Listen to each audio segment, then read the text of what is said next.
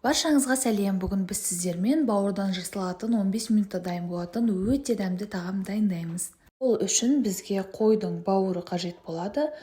Оны алып, видеода көрсетілгендей етіп, 4 пішті бөліктерге бөліп шығамыз. Өте тез дайын болатын әрі ерекше дәмді тағам міндетті түрде осы рецепт бойынша жасап көріңіздер. Егер маған тіркелмеген болсаңыз, дәл қазір видеоның астындағы подписаться батырмасын басып, тіркеліп кетуді ұмытпаңыздар.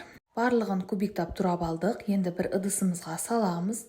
Оның үстінен татымына қарай тұз және бұрышымызды қосамыз.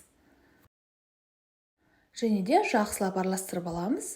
Осымен біздің бауырымыз дайын. Бұл тағамға бізге қойдың іші майы қажет болады. Видеода көрсетілгендей жұқа осындай бөлігін аламыз да ұзынша етіп турап дайындап шығамыз.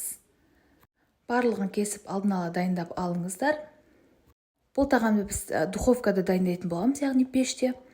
Өте керемет болып шығады. Енді осы кесіп алған іш майымызға бауырды орап шығамыз. Қатты көп ораудың қажеті жоқ. Осылай 2-3 рет оралса жеткілікті. Бір кескеніміз 2 бауырға жетеді. Барлығын осылай алдын ала дайындап орап шығамыз. Керемет болып шығады. Бір жесеңіз қайта-қайта жей бергіңіз келеді.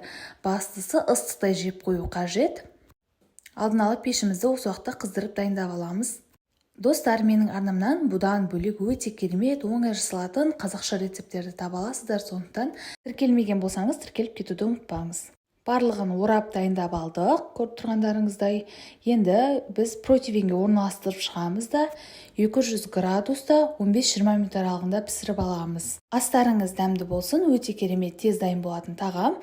Міндетті түрде жасап көріңіздер.